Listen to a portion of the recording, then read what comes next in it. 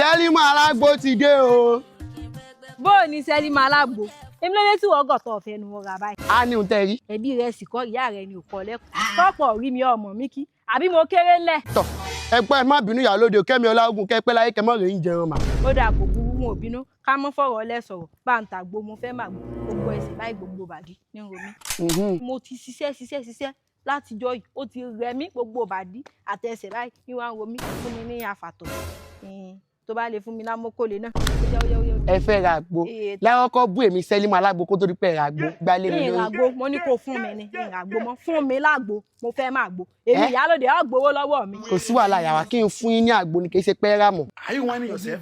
Èmi Selimo Alagbo kí n fún yín lágbo ẹjọ́ yín sàkọ̀ ìbá gbọ́nù tán yín wọ́n sọ náà gbogbo àdúgbò pàpàtà lẹ̀ ti pàjẹ́ tán lẹ́yìn ìgbà tẹ́ fi abẹ́ jagun yín tán tẹ́ ẹ̀ wá bímọ kankan ilé amígi ilé ọkọ méje ọdọọdún lọ́nà ìdáná kí ilé àwọn ọkùnrin àìbẹ́ẹ̀kọ́ ọ̀rọ̀ yóò lè dùn mí nígbà tẹ́ ẹ ti pa ọmọ tẹ́ pọ̀ gbọmọ tọ́ lọ́ ń yọ̀mọ́ yín látọ̀hún lẹ́ ti iṣẹ́ tọ́ tẹ́ ti fi dájọ́ nu ẹgbẹ́ torí ẹ̀ wá pọ̀ lórí ipò olórí tẹ̀wá ẹ̀ náà lẹ́yìn ẹ̀ wá pé ayé ní Iyalode ẹ̀ dé mi òdìdí Selimo tí mo kún wájú tí mo kún lẹ́yìn ẹ̀ dá mi dúró ẹ̀ tí wọ́n yọ ní sí mi lára kí n fún yín lágbo àmọ́ tọmọ tí wàá náà dé o kí n fún yín lágbo àbí ẹni mi lọ́wọ́.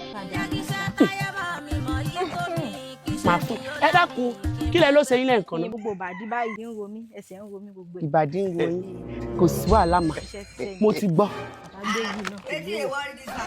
Ẹ bá mú ilé rí ìsìn ó yá gbẹ̀yìn náà wá kí n gbé lura. Iyalode gbé wá kí n gbé lura. ẹ tún gbódi ndí kan tiẹ̀ ti dá ẹ kọ méjèèjì ẹ jọ pọ̀ kẹ́ múlẹ̀ nǹkan náà gbogbo níṣe ni bẹ́ẹ̀ ni ṣé ń gbé wà. ẹ mọ̀ lọ́ntì Iyalode ò sì mọ́wọ́ èèyàn tó bá pàdé lè ní o èmi Selimo Alagbo tí mi ní mi ìṣògùn kàmọ́ tí mo sọ ilé àwọn ex-boyfriend mi dáwọ́ tí yóò tà ní wọ́n bí ẹ yí àgbẹ̀tẹ́ fi dọ́dọ̀ àṣàlà ìlú. Òyìnbó ṣe ikú òyìnbó bẹ́ẹ̀ ayé yóò ṣe. Ìjà rẹ lómi tó tún fẹ́ gbóná àdúgbò tó fẹ́ sórí ibú.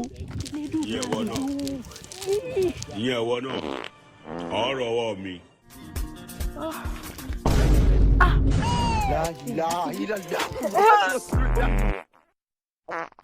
Obìnrin. Èmi mo wá jẹ́. Ẹ kọ méjèèjì ẹ jọ pọ̀ kẹ́ múlẹ̀ nǹkan náà. Selimo. Kọ̀nà mo gbé 1.5.